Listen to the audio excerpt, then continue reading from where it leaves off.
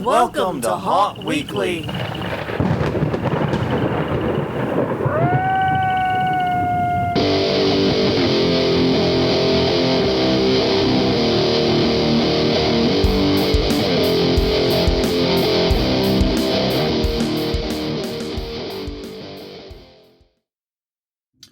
Hello, everyone. I'm Jonathan. I'm Crystal. And this is Haunt Weekly, a weekly podcast for the haunted attraction entertainment community. Whether you're an actor, owner, or just plain aficionado, we aim to be a podcast for you.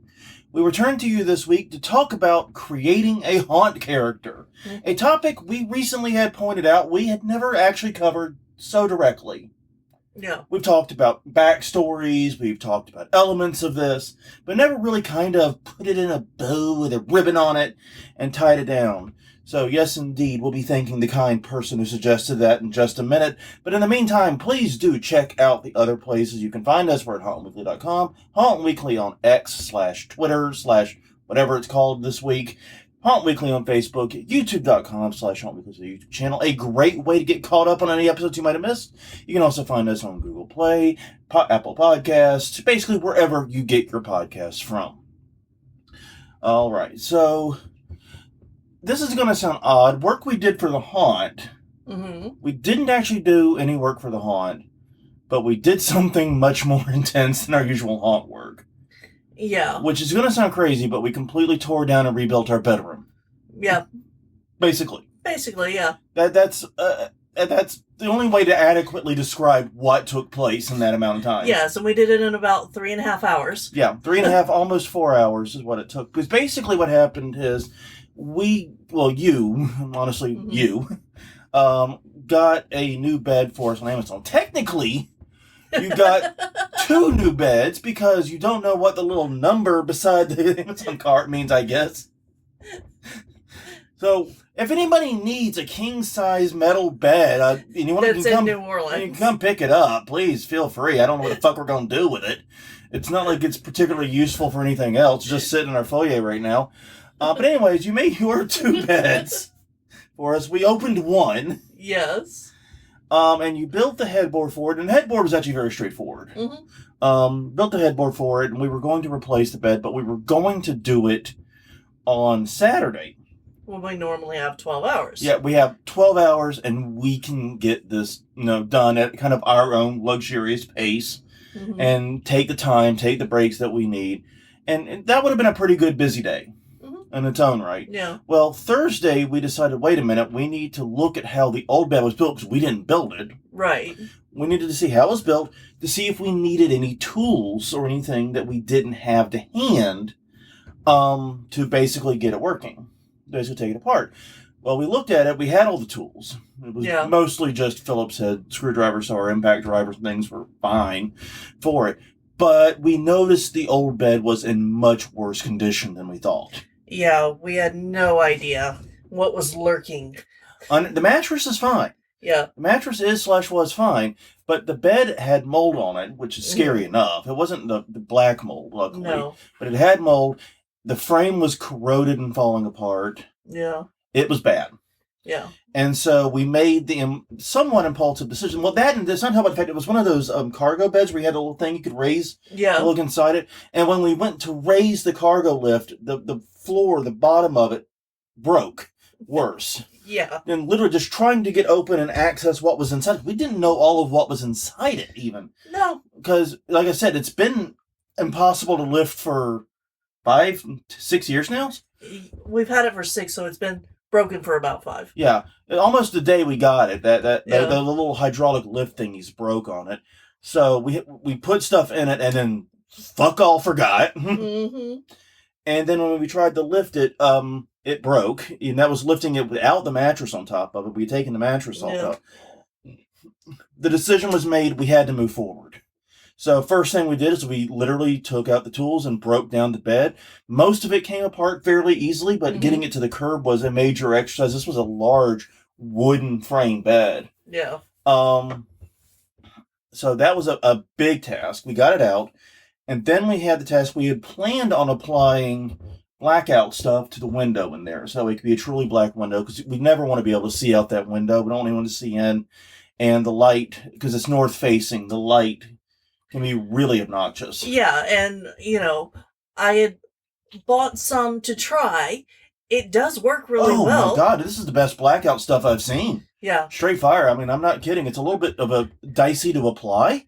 Yeah, but it only covered half the window right now. Yeah, we needed exactly double what we ordered. So we've got the other. It just arrived today, actually, for recording this. Yeah. But we're going to wait a few days probably before applying it. Because it just means that I'm waking up at first light at 6:30. But then after that, we had to put a new rug down, mm-hmm. which we had bought for this, mm-hmm. and then put the headboard in place, and then assemble the rest of the metal bed. Yeah. And then put the mattress back on top. Now, luckily, the assembly went very smooth. Yeah, it was very quick. It was very quick, even with just the hand tools. Yeah, this is a designed to put together bed. And it definitely holds the weight. Mm-hmm. It is a very impressive, strong bed. I'm not kidding. If you are local and need one of these beds for some reason, it is great, and you do not need a box spring with it. Nope. It is meant to be used without a box spring. Yeah. I'm very happy with this bed. I'm going to, whenever we take the mattress off of it, again, mm-hmm. apply WD-40 to a couple of the joints to prevent squeaking. Mm-hmm. But other than maybe tighten a few things down a little more. Yeah, sure. I think that when the headboard was moved and... some of the screws might have gotten levered. A little. Yeah. Yeah. That's also possible. But either way, we're going to check some of the screws, but the squeaky's not too bad. No. It's only an issue when someone turns over and only super briefly. Yep. That seems to be the motion that does it. Mm-hmm. So yeah, honestly, we did that. It took 4 hours to do, and it was very intense. We didn't get pretty much a break that whole time, and we got it done. It was high stress, high pressure. Got it done, and yeah, we didn't feel like doing anything else all fucking weekend. Sorry, we just didn't. Yeah, we both we paid our physical work debt mm-hmm. for this. I mean, and it's bad because we also kind of have to clean the house, but yeah, a little bit. But anyway, yeah. So that's what we did this week. And how about you? What'd you do this weekend? Jesus Christ. All right. Well, moving on to the next segment. Question for the audience. Every week we ask a question of the week. Last week we asked, what is your biggest / favoritist fandom? Roberta McClellan said Battlestar Galactica. I enjoyed it. I feel robbed, though, because I watched with Ellie the entire reboot. Which is the main one people are talking about. Right. When they're talking about Battlestar Galactica. And really enjoyed it. It was a great series. Went back with her to watch the original 70s one. We got about halfway through. It's not a long run in the original one. And then they fucking took it off whatever streaming service we were watching it on. So I'm left hanging on that. So, anyway. Mm-hmm. Brian Gacky said, the band Ghost, the lore and music is chef's kiss. I have heard a lot about Ghost. I know nothing about them. So, yeah. Maybe I need to check them out. Yeah.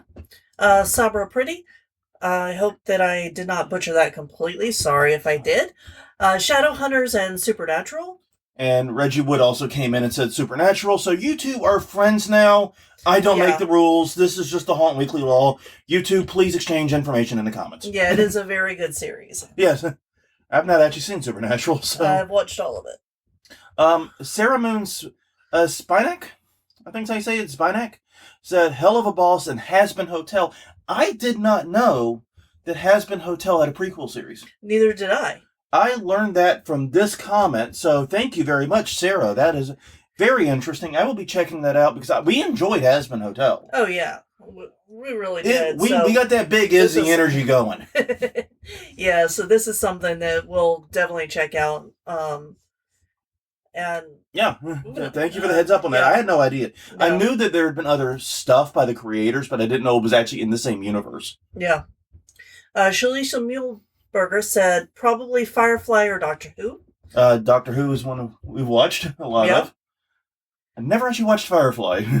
Ellie and I have. Okay. Yeah. I've never watched Firefly because everybody I know is so disappointed it got canceled earlier. Yeah, it deserved a few more seasons. Yeah, and I don't know, man. Every time I hear that a show got canceled early, it's as bad as it getting canceled too late. Mm-hmm.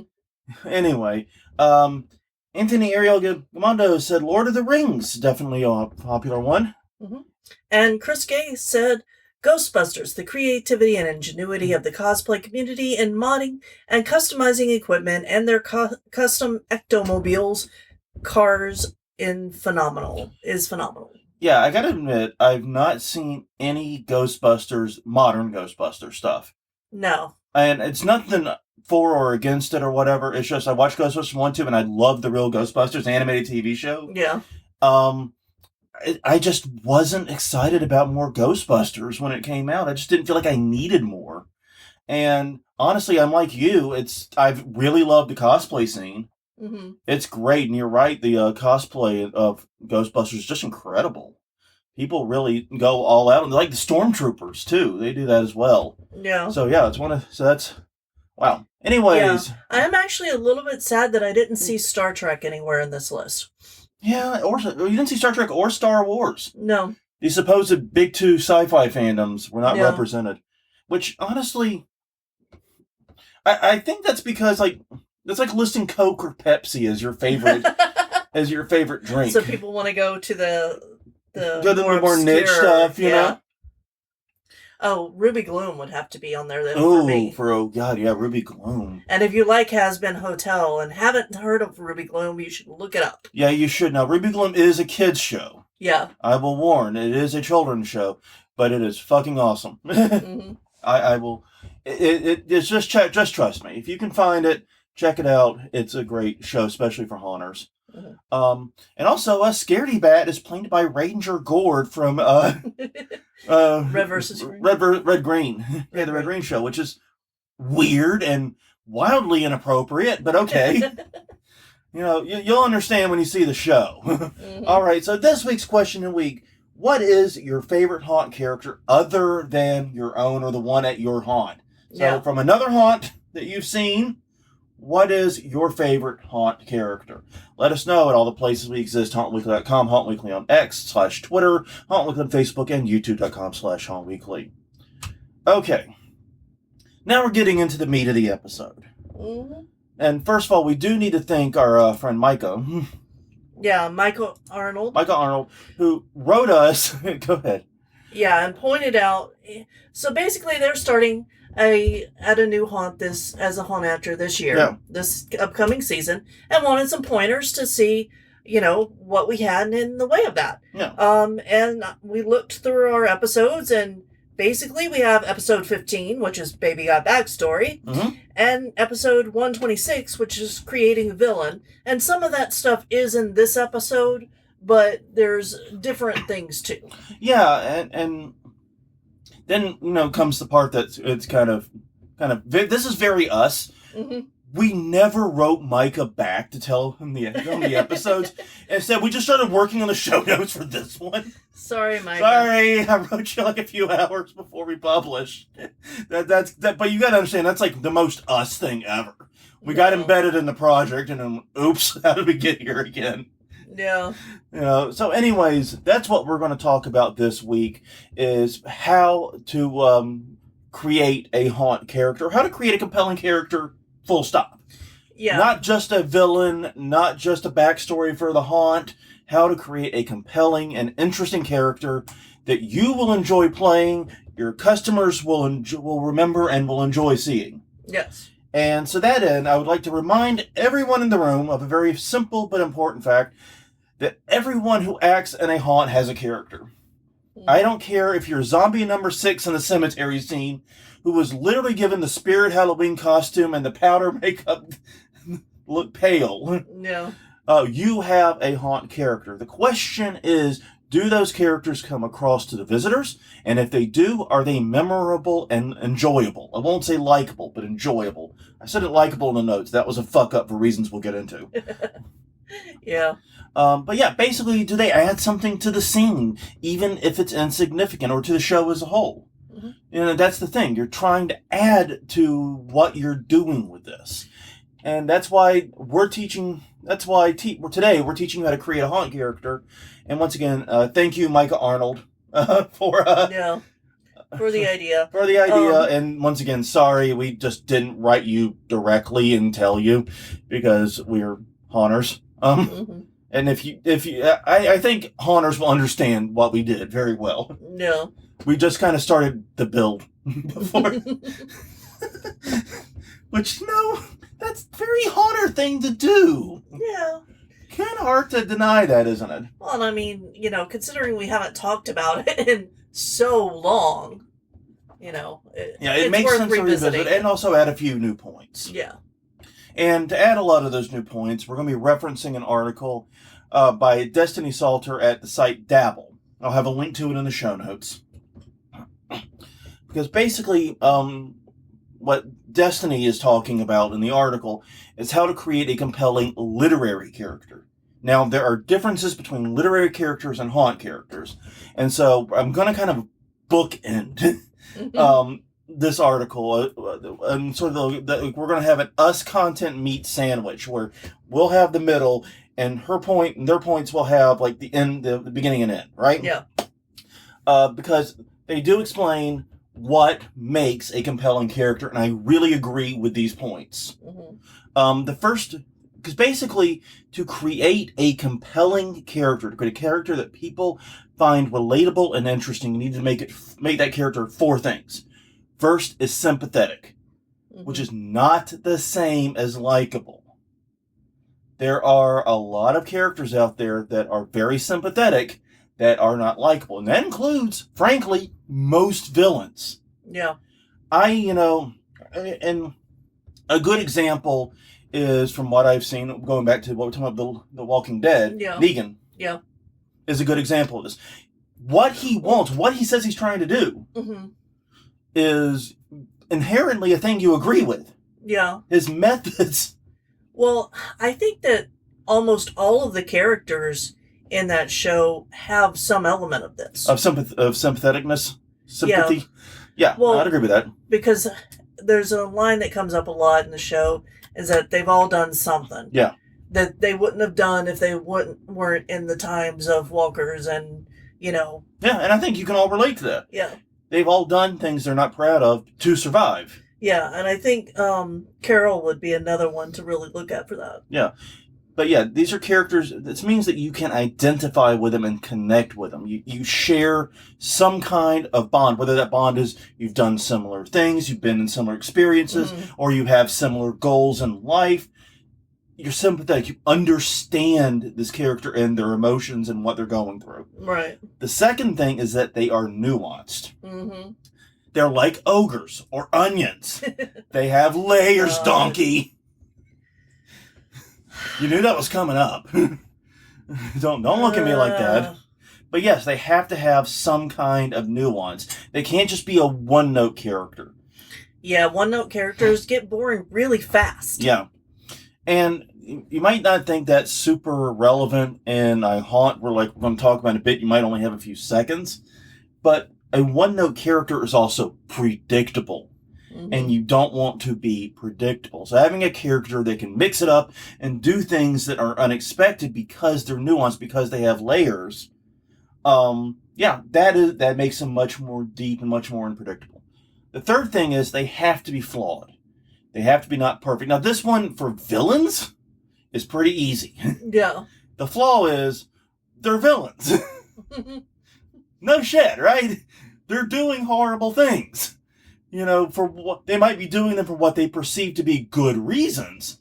Yeah. But they're doing horrible things. Yeah, and that's something that we did mention in crafting a villain that isn't in these notes, but is a good point, is that villains don't think that they're the bad guy. Yeah.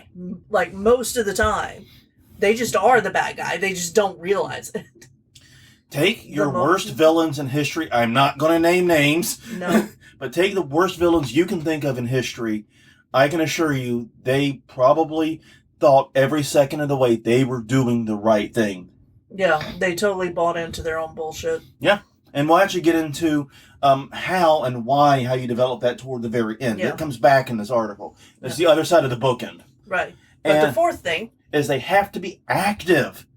They have to go after what they want. They have to do shit.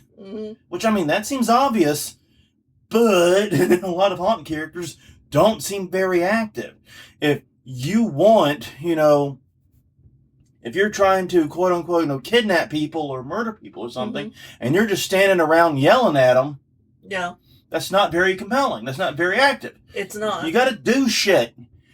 If going back to zombie number 6 in the cemetery, if is like slow and lumbering around whenever customers are far away, but then it just turns and notices them, and then runs towards them or starts shuffling faster towards them. That's going to create fear for the customer. Or you could even do it kind of the opposite way. You could have a zombie that maybe has that little tinge of humanity left, and they have the strong craving to eat human flesh, to eat the brains, but they don't want to because they know on some level it's wrong. So they slam themselves against the wall or whatever, they kind of divert themselves or whatever. Yeah. They throw themselves out of the way. Something like that could add a lot to a scene. Zombies being tortured by not wanting to be a monster. Yeah. You could do a lot with this in many different directions. Yeah, that reminds me of well, shit, it just went out of my head. Sorry. Yeah, it's all right. It's been the a day. scene of eating rats. Yeah. And Interview with a Vampire. Interview with a Vampire. Thank you. Yes. Because he held on for so long of trying not to eat humans. Yes. And even to the point of eating rats in a sewer. Yeah. And you could have your zombies eating rats or dogs or animals. And then not being Satan, throw the rat down on him and go after the humans. Like their will just broke by seeing this tasty group of humans. Exactly. Yeah, you could do that. Exactly. There's a lot. That's a third angle. And this is all for zombie number 6 in the cemetery scene. These are all ideas. So yeah, basically, these things are what makes a character relatable and interesting. However, they can be difficult to do in a haunt setting because you don't have a great deal of time.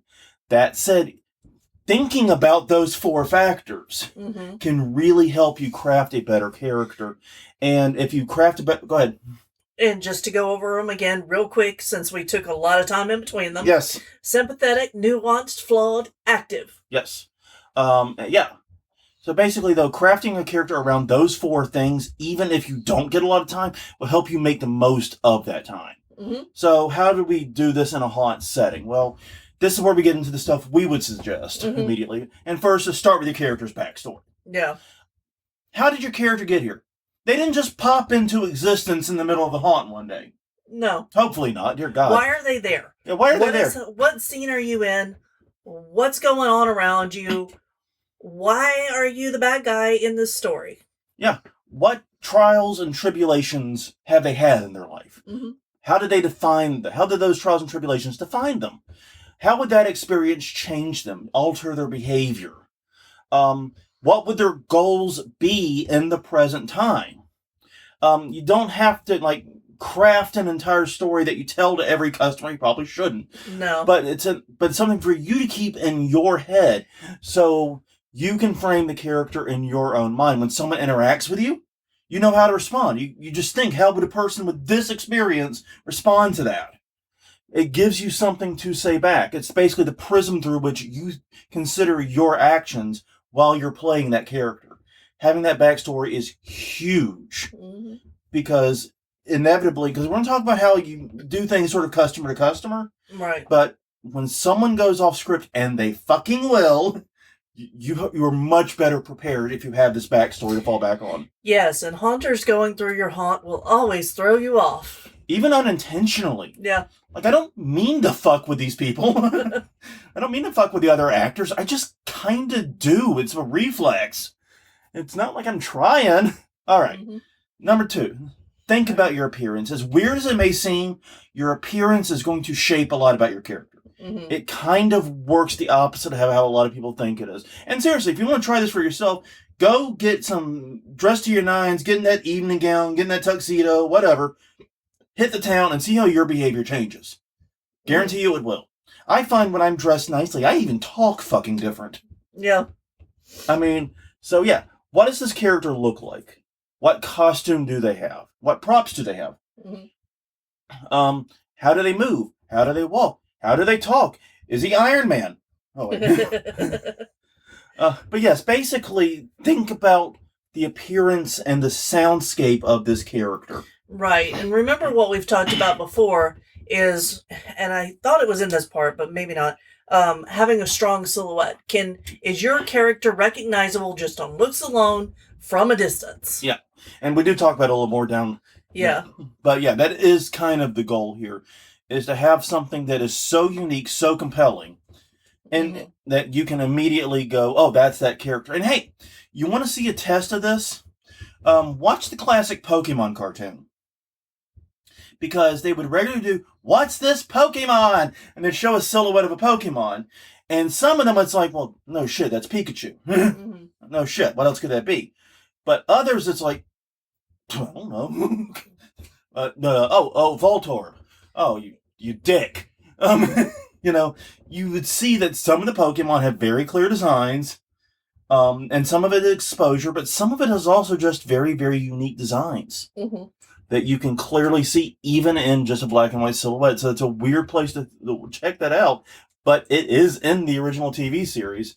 And even I, as someone that never watched much Pokemon, know this for reasons I'm not 100% sure. Yeah. I don't know where I picked this information up. But yeah, but basically, think about how the character looks. You get the backstory, you get the look, and you can combine those things and start fleshing out the details of the character. And the first thing I would think about in creating a haunt character in particular is, what is your character's hook? Now, that hook can be anything, but it's one thing that is immediately identifiable with your character and your character alone. Yes. Basically, the unique selling point of your character. Yeah. The one thing that people will go, oh yeah, that's so-and-so. And just a few examples from movie villains, because those are easy to pick up on. Oh, yeah. Pinhead has the fact he is a head full of, pens. Yeah. That's pretty straightforward, actually. Freddy has his claws. And his outfit to a degree. I actually had to sit here and debate, is Freddy's claws or his outfit what's more recognizable? I think it's the whole claws with the arm. Or the glove in particular. Yeah. I think so too, because if you show me that, I will know it's immediately not like Wolverine or something like that. It's very different and very, very distinct to Freddy. But if you show me just the striped shirt and hat, it might take me a minute. Just out of context, show me the red and green striped shirt with the hat. It's Christmas, where's Waldo? Exactly. Jason has his hockey mask. Yeah. Which, that's a dumb moment. And I guess we could also say Michael Myers has the William Shatner mask. That's still one of my favorite pieces of random film trivia. Yeah. William Shatner is fucking terrifying, is what I have learned. Obviously, but regardless. So basically, what's the one visual or audio cue that will identify you? I'd recommend the visual cue typically, just because it's much stronger in the memory. Most people, and a lot of people, may not hear you in some situations, but yeah. A visual cue, something that people remember you for. Bernie, in the past 6 years, has had the bright red jacket with tails and the top hat. Yeah. Top hat / cane. Yeah, and the cane actually makes a noise that is also very identifiable. Yeah. Because there are some of the ads that we used to do would start with the cane tapping before the hurry, hurry, hurry. Yeah. I miss getting the steel tip canes. They don't seem to sell them anymore. No. They used to be hollow bamboo canes, which one problem is hollow bamboo, we discovered, I destroy. Yeah. Like, it used to be I would go through 5 or 6 canes a season when they were hollow. Yeah. And it's just that they're so weak. You hit them against things, you're bouncing them off things, they peel like a banana. But now we've found a place that sells solid ones. I haven't broken a cane in 2 seasons. But they don't have the steel tip, so they don't make the same sound, and I find that frustrating. So I'm tempted to try to find a way to put steel tips on them. I bet I could help you with that. Yeah, I think that might be something to consider. Because the noise of a steel tip on a bamboo cane is really eerie sounding. It's surprisingly creepy. And you can also do a good scrape sound and other things with it. It's very freeing in what you can do with it. But anyways, that's neither here nor there. But yeah, this is where, I put in the whole, are you recognizable in a silhouette? Yeah. And that's important for haunts. You're going to be seen in low light. You're going to be seen backlit. You're going to be seen in less than ideal conditions. You still need to be recognizable. So think about how your character is going to come across in less than ideal circumstances. What happens if someone's running past? What happens if you're backlit and you're in silhouette or shadow? What happens if the room isn't very bright? Think about it. Consider it, and then find something that is truly, uniquely you. All right. Now, this next one is for vocal characters. Well, yeah, because vocal characters need catchphrases. Yeah. Just a few to go through and have so that they're recognizable. Yeah. Basically, come up with a few just catchphrases. What are things this character with this backstory, this hook, all this other stuff you put in there, what would they say? What would they say and what would they sound like? Yeah, as they do it. Yeah, because do they have an accent? Do they have an accent? Do they have a slur? Do they have do they take long pauses between words? Are they rushed in their speech? Yeah. And things like that. Mm-hmm. So, like Bernie has the 4 I tend to cycle through, and I've just kind of found this on my own. It's the hurry, hurry, hurry. Hurry, hurry, hurry. That one. Then how's it going, folks? Mm-hmm. And then you have Bernie T. Baxter's name. I have no idea what the T stands for, by the way. Never Terror. Duh. Bernie the Baxter. It's obvious. Okay, Bernie T. Baxter's the name. How about you? And that's a great one for getting people's names in on the queue line. Yeah. And then, of course, my favorite is whenever someone asks, is this your place or something like that? That the name on the sign? I guess the place is mine. Mm-hmm. And that's just it, because Bernie's always playing kind of an aloof, joking character. Because, he's the barker. He's supposed to be luring people into their doom. Yeah. He's got that job. But yeah, the main reason you come up with a series of phrases is that way no two groups hear the same line back to back.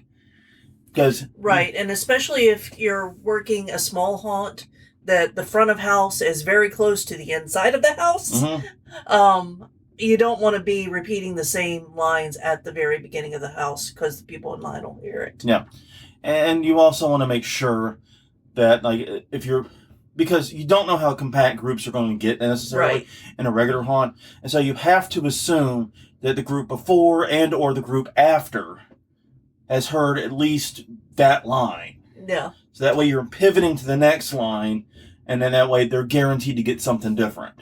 They're not going to be hearing you doing the same shtick over and over and over again. And I find that to be a very, very simple thing. Just come up with 4 good phrases, ways to introduce yourself, ways to talk about what you want, whatever. 4 phrases that you can cycle through. It makes life so much better, and it also makes it so much more interesting for you. Mm-hmm. Because you'll figure out which of the phrases really connect and which don't, and then you can make adjustments over time. It's much easier to do that when you've got 4 phrases so you can ABCD test versus just 1. Yeah. All right. So, yeah. Next up, find a way to move in an uncanny valley sort of way that you don't injure yourself. Yeah. Yeah, make sure it's a repeatable motion. Yeah. That's also recognizable. Yeah. And it could be as simple as moving very slowly. Yeah. Slowly can be very creepy. You move slowly and very deliberately. Mm-hmm. That can be very creepy. Also, being absolutely batshit bananas frantic can be creepy too. Yeah. Do you flail about? Do you wave your hands like you just don't care? Do you? And doing those things in situations and in scenes that aren't expected for those things makes it also, like a running zombie. Yeah.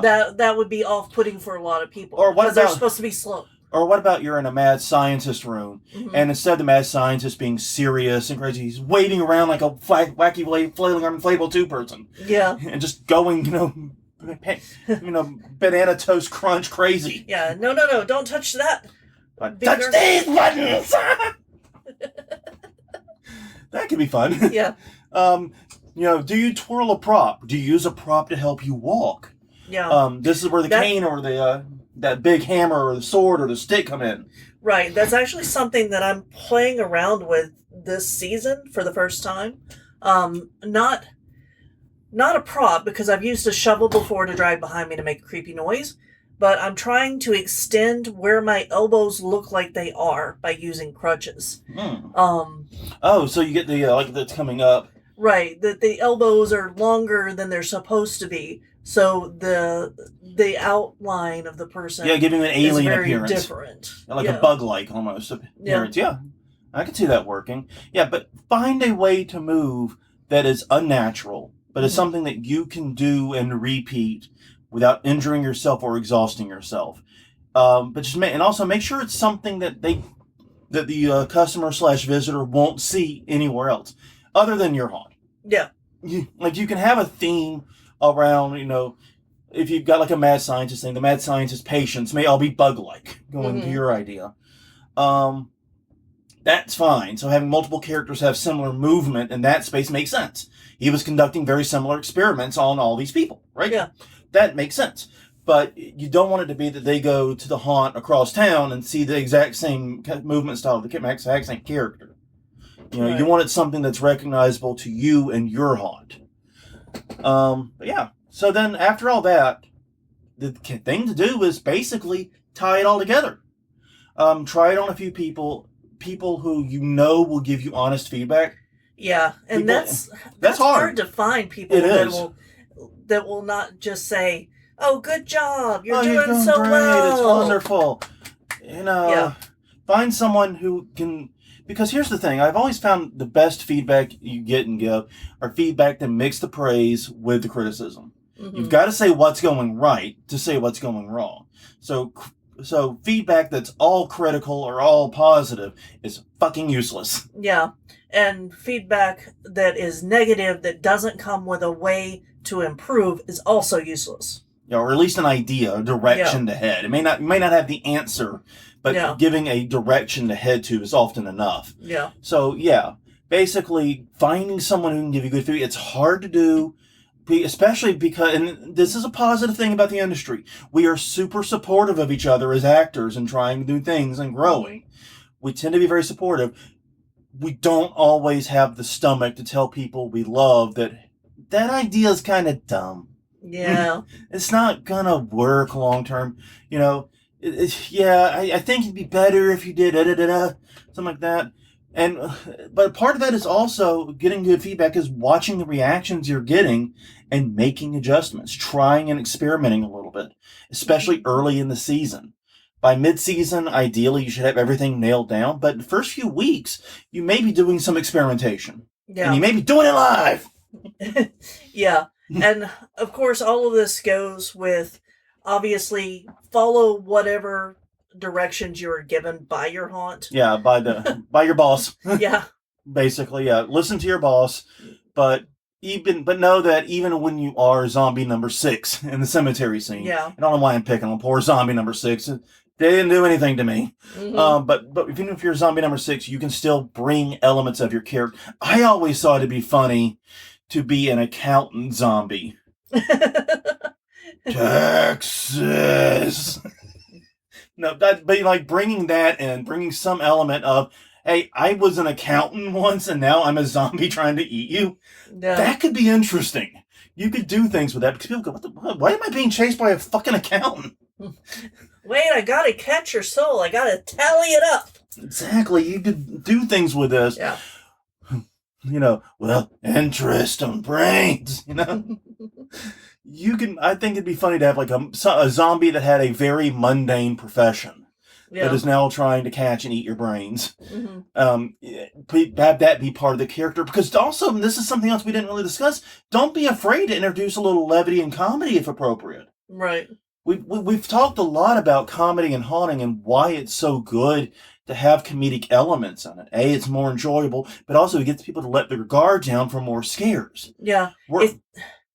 The few times that I've seen it done well in haunts, I remember it. Yeah.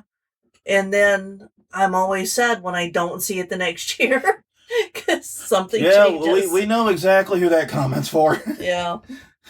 No further point needed. Mm-hmm. But yeah, no, it's a little bit of levity goes a long way. So if playing with fear, and I think one of the greats I've seen do this is actually Japes. Yeah. I know we say that all the time, but Brewster Bonesaw is a great character for mixing comedy and scares. Yeah. And switching back and forth between the two like on a fucking dime. Japes is legendary at that. And I think a lot of haunters are scared to take his lead on that and mix the two. Like Bernie does, but Bernie's almost pure comedy. Bernie's really not trying to scare. Right, because you want them to get into the house. Yeah. I'm the carnival barker. I'm supposed to be the one you like. Mm-hmm. And when people come up, one of the questions I get all the time, I'm not scared of you. Not supposed to. You know? Mm-hmm. That's the whole point. You know, so I get to say that a lot. And then they go into the haunt and they get scared. Like, listen, it's great. Yeah. It's just wonderful. Shot and blade. All right, so yeah, but basically tie it all together. Now, to revisit that post we were talking about at the very beginning about what makes a good character, if you want to dig deeper into making your character like completely rounded, maybe you're wanting to just have it for yourself. Maybe you're wanting to do deeper lore, going on, you know, a much deeper dive on this. Whatever the reason, the article recommended several additional things. First was discussing which of the 9 avatars your character is. I thought this was really interesting. The 9 avatars, by the way, this is actually borrowed from social psychology, according to her. Reformer, 1 reformer, 2 helper, 3 achiever, 4 individualist, 5 investigator, 6 loyalist, 7 enthusiast, 7 enthusiast, 8 challenger, and 9 peacemaker. Mm-hmm. And basically, which of these kind of archetypes does your character fit in? And that's often very tough to do from a villain standpoint. But I would say, like, you know, for example, Bernie Baxter on this would probably either be an individualist or an achiever. He always wanted to be one of the great carny barkers, mm-hmm. but also does truly value being weird. And so I'm trying to decide. I think he would also kind of be a helper because this whole shtick is bringing back people so that they can have one more show. That's true. I guess you could argue that. Maybe I need to think. Might need to think some more about this for my purpose too. Mm-hmm. But basically, you take that and you examine from there what your character's core fear is. Mm-hmm. What are they afraid of? And then from that, you can obtain their core motivation. When you look at the type of character they are, what their fear is, you can then extrapolate their motivation. Yeah. And once you have their motivation, I love this idea, and I've been thinking about it long and hard, is you need to find the lie that your character believes. Every great character is built on at least one lie that they have told themselves. Whether they've told themselves or someone else told it to them, it's one lie they've internalized and have based much of their action on. And in Bernie's case, it's that all people are guilty for whatever happened to him when he died, and that's why he's got to come back and get his revenge on people. He believes that. That's a lie, but he believes it. So he's looking to get revenge on people that did him no harm because of that. That's his lie. Yeah. And you can pull that out of just about any character. And when you understand that lie, once again, you've got a deeper sort of psychological profile in your character. What?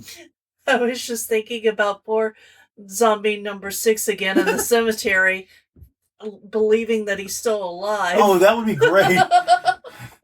That's why I laughed. And and once again, the accountant one's sitting there with a calculator, like, trying to mash the buttons.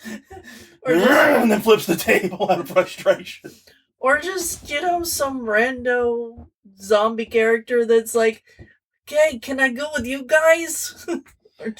Obviously, it sounds like mumbles, but internally, that's what they would be saying. Yeah, so... Join you. Can you get me out of here? It's cold. No. But if you find the lie your character believes, you get a deeper understanding of them, and you can take advantage of that when you're interacting with customers. Mm-hmm. This is a great way to expand the character, either for your benefit directly, or for whatever added lore you might want to create around them. Okay, but in the end, the truth is this. Most haunt actors only get a few seconds to make an impression. Yeah. So this is why you need the catchphrases, why you need the hook and a solid look that, once again, as you noted, works well in low light and silhouette and other less than ideal conditions, we'll say. Yeah. However, all of those things need to be informed by your backstory and the character nuances. as should any improv that you have to do. And you will have to do improv if you have a vocal character. Right. You're going to be tasked with it at some point.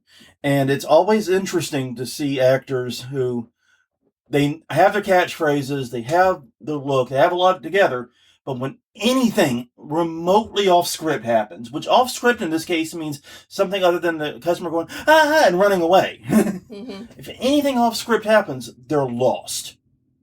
And that, you don't want that. So having that backstory, having all that information there, that's what empowers you to respond and play back. Well, and I think it would be interesting, if your haunt allows it, to develop your backstory and your story in your social media. Put out little tidbits of it. Yeah. So that whenever people come, they know some of the story before they get to I definitely think that's a great idea, especially if you have characters that are recurring every night. Yeah. Just remember, the deeper you make your character, the better prepared you are for the time you have with the customer. Yeah. Time you spend working on this backstory, then the elements of your character will pay dividends inside the haunt. It's a thankless job, but somebody's got to do it. It's a thankless job, but it really does pay off, and it does make your character much more engaging inside the haunt, and hopefully helps you have a lot more fun playing that character inside the haunt. Because instead of just being zombie number 6 in the cemetery, now you actually are acting, you're playing a character, and you're losing yourself in another role. I think that's the goal here. Yeah. It's also for your enjoyment. So yeah, basically work on that backstory. The better you do with it, the better you'll enjoy it, and the more your customers will get from your performance. I think that about says it. Obviously, this is just an inch-thin cover of a lot of stuff. And we've actually, like you said, we talked about backstory more thoroughly in a previous episode.